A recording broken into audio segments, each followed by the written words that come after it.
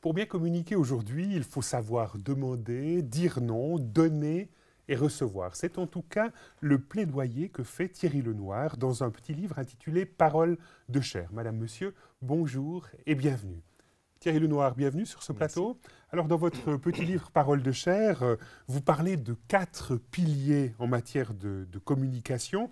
Alors, ces piliers, c'est donc demander, refuser, donner et recevoir. Comment est-ce que vous êtes arrivé à cela ?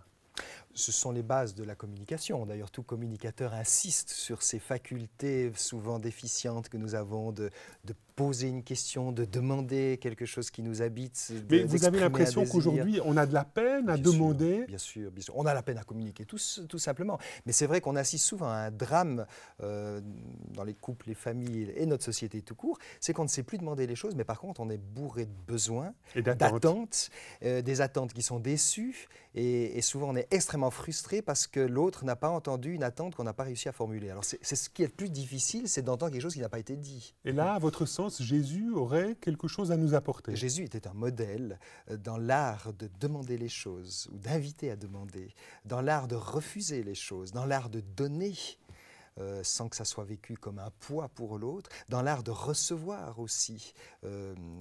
Plein d'exemples de l'Évangile sont là d'une très grande pertinence. Alors, le principe de vitamine B, c'est de démarrer sur un texte biblique. Oui. Je vous propose d'en lire un qui se trouve dans l'Évangile de Luc, au chapitre 11. On va lire les versets 9 et 10. « Et moi, je vous dis, demandez et vous recevrez. Cherchez et vous trouverez. Frappez et l'on vous ouvrira. Car tout homme qui demande reçoit, celui qui cherche trouve, et l'on ouvre la porte à celui qui frappe. » Thierry Lenoir, comment est-ce que vous comprenez cette parole de Jésus toute simple, hein, demandez et vous recevrez? On a l'impression que c'est un peu le b.a.-ba de la communication.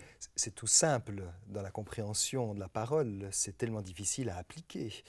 C'est une parole qui habitait beaucoup Jésus, d'ailleurs il l'a redite à plusieurs occasions, notamment dans le Sermon sur la montagne.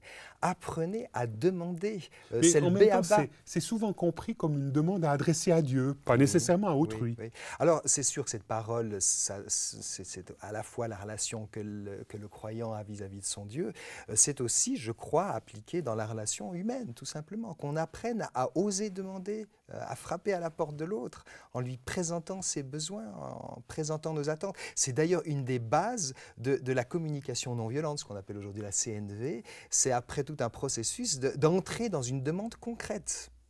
Parce qu'on croit toujours qu'on a posé notre question ou notre demande, mais en réalité, elle ne s'est pas formulée, très souvent. Et là, aujourd'hui, vous-même, dans le cadre de la fréquentation des malades que vous avez dans le cadre de la clinique où vous travaillez, vous avez l'impression que justement, les gens doivent réapprendre à demander, à formuler leurs demandes? Oui. Déjà être au cœur de leurs besoins et de leur dire tout simplement, dernièrement ça m'est arrivé avec quelqu'un qui était dans la plainte de plein de choses qui n'allaient pas. Et tout à coup désamorcer un tout petit peu cet engrenage de plainte en lui disant « Qu'est-ce que je pourrais faire pour vous maintenant ? Qu'est-ce que vous voulez me demander ?» Ça a surpris tout à coup la personne, elle a réfléchi, et tout à coup, elle avait une demande concrète, et j'ai pu lui apporter une réponse à ce besoin, à cette demande-là. Il a fallu qu'elle la pose, cette demande. Et Jésus était un maître aussi, même pour lui, dans cette demande. On l'a vu dans une situation les plus douloureuses qu'il a vécues, c'était Gethsémanée, quelques heures avant sa mort, où il a vécu ce temps aussi dans l'angoisse, parce qu'il était profondément humain. Qu'est-ce qu'il a fait? Il a dit à ses disciples, « Venez, priez avec moi, mon âme est triste jusqu'à la mort. J'ai besoin de vous, j'ai besoin de vos prières, j'ai besoin de la relation, j'ai besoin d'être accompagné. » Et il l'a demandé. Mais la demande n'a pas été accueillie de la meilleure des manières. Alors, de toute façon, en matière de communication, il y a un émetteur et un récepteur. Alors, c'est sûr qu'elle n'a pas été reçue.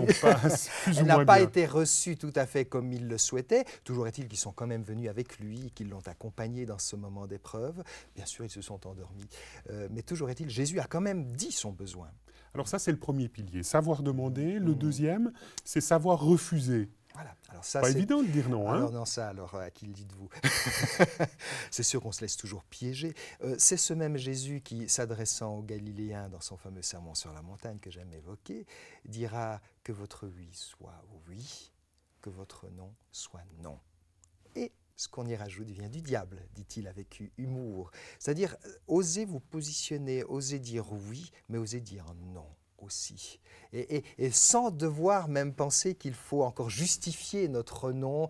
Tout ça, ça vient du diable, c'est-à-dire le diabolos, le diviseur. Donc, sachez dire non, parce que comment est-ce qu'on parvient finalement, si on a de la peine, parce que vous sembliez dire tout à l'heure ou suggérer que peut-être c'est pas toujours facile pour vous de dire non, comment est-ce que vous y parvenez à dire non? Déjà de comprendre pourquoi j'ai de la peine à dire non, parce que j'aime bien être aimé, j'aime bien faire plaisir à l'autre pour être aimé. Et quand on a déjà compris cela, on réalise aussi que ça fausse toute la communication. Parce que quand on dit oui à l'autre alors qu'on a envie de dire non, ben notre oui n'est pas sincère. Et l'autre, de toute façon, le notre sentira. Oui n'est pas oui, quoi. Voilà, notre oui n'est pas un vrai oui. C'est pour ça que Jésus dit que votre oui soit oui. Donc, quand on est capable de dire non, ben quand on dit oui, ben notre oui est profondément sincère. Et là, ça nous aide dans la relation. Et là, vous pensez qu'une personne comme Jésus peut nous aider dans notre quotidien à avoir peut-être des avis plus tranchés, à oser se positionner soi-même avec son oui et son non? Oui, mais Jésus a toujours travaillé pour que l'on ose un positionnement, qu'on soit au cœur de soi-même, qu'on ne soit pas dans une comédie. S'il y a une chose que Jésus ne supportait pas, c'était l'hypocrisie. Il accueillait la personne, mais pas les démarches faussées d'hypocrisie. Là, Jésus les dénonçait. Donc, quand on est capable de dire non, comme Jésus lui-même savait dire non, Jésus savait déjouer les pièges. Quand on voulait le piéger à lui faire dire des choses qu'il ne voulait pas dire, Jésus se taisait ou il disait « je ne vous répondrai pas ». Alors ça, c'est le deuxième pilier, savoir dire non, savoir refuser. Le troisième, c'est savoir donner.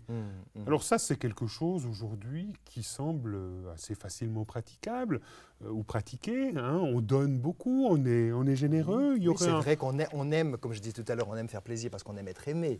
Donc on donne avec toujours quand même cet espoir du retour. Hein, il y a plus de bonheur à donner qu'à recevoir, c'est Jésus qui le disait aussi.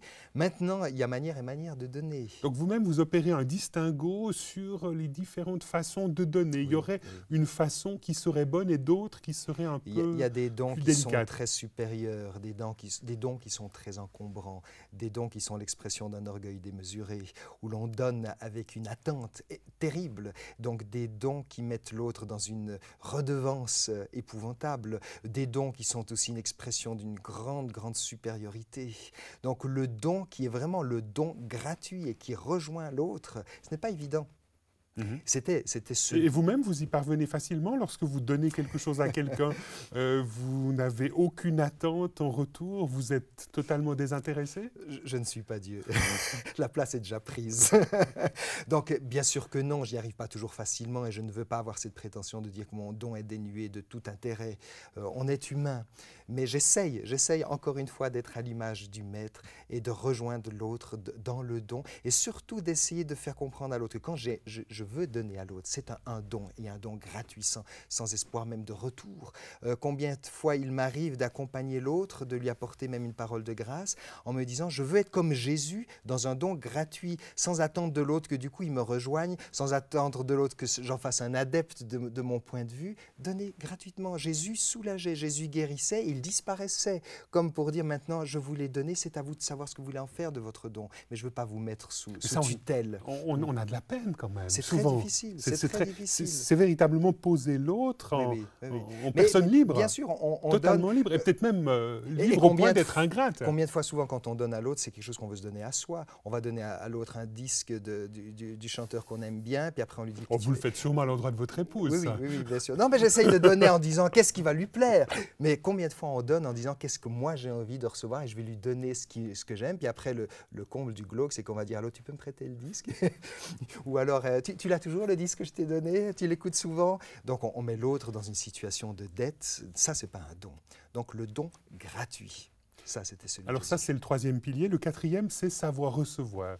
Là, c'est aussi quelque chose, peut-être, dans notre société avec lequel on est peu familier. Oui, c'est très difficile de recevoir parce qu'on a toujours l'impression que si on a reçu quelque chose, on est en dette vis-à-vis de l'autre, qu'il va falloir rendre.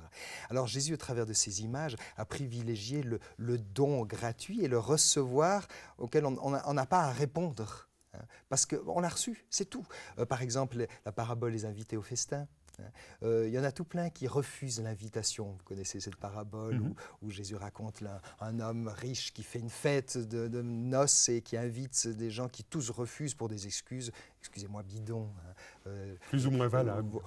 Pas valable du tout, parce que j'ai acheté un bœuf, il faut que j'aille l'essayer. Je veux dire, qui achète une voiture en disant maintenant que je l'ai acheté, il faut que je l'essaye, on l'essaye avant. Celui qui dit j'ai acheté un terrain, il faut que j'aille le voir, mais non, il l'a déjà vu avant. La seule excuse plus ou moins valable, c'est celui qui dit je viens de me marier, mais il pouvait prendre son épouse avec.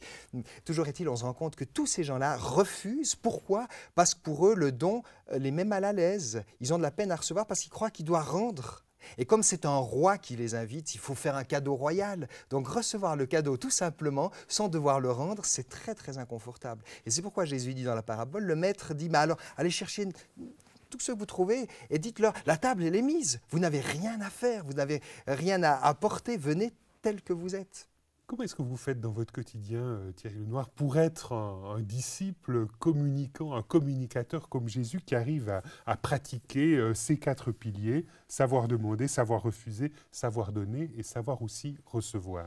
Mais je m'abreuve le plus possible à l'Évangile pour être de plus en plus à l'image de celui qui est mon maître et pour le laisser agir au travers de moi. Donc là, vous diriez que c'est quelque part le cœur de votre spiritualité de personnes qui communiquent. C'est pas être conscient de ce que l'on fait forcément, mais c'est être dans l'être, tout simplement. Dans la relation avec mon maître, Jésus-Christ, pour qu'il puisse, au travers de mon attitude, aussi sourire aux autres, toucher les autres, donner, recevoir.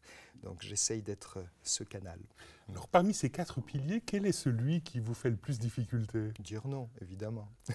C'est tellement difficile de dire non. Et la seule, pour moi, démarche qui m'aide à dire non, c'est ce que je disais tout à l'heure, c'est quand je pourrais dire vraiment non, alors je suis dans la vérité. Quand je dis un oui, il est d'autant plus limpide. Quand vous pouvez dire à quelqu'un qui vous demande quelque chose, de lui dire « je ne peux pas, non, ce que tu me demandes là est impossible pour le moment. J'ai des raisons qui m'appartiennent, qui ne dépendent pas de toi, qui font que je suis obligé de te dire non. Mais sache que je ne peux pas être faux avec toi. Et si je te dis non, le jour où je te dirai oui, tu pourras croire que mon oui est profondément sincère. Mais aujourd'hui, ça sera non. » Et ça, vous avez l'impression, j'imagine à l'endroit de vos enfants ou à l'endroit d'autres personnes de votre entourage, que c'est bien compris, Absolument. que les gens entrent en matière et ne font pas preuve ou font pas part d'une frustration tout à fait extraordinaire? Non, quand on est vraiment dans la démarche de la vérité de soi-même, on permet à l'autre aussi d'être vrai. Et c'est une manière, quand on dit non à l'autre, il faut le transmettre, et c'est comme ça que j'essaye de le transmettre, c'est de dire je te respecte trop pour être faux avec toi. Et que serait mon oui s'il serait amer? Tu n'en serais pas heureux non plus avec mon oui. Donc pour être vrai et par respect pour toi, je vais te dire non.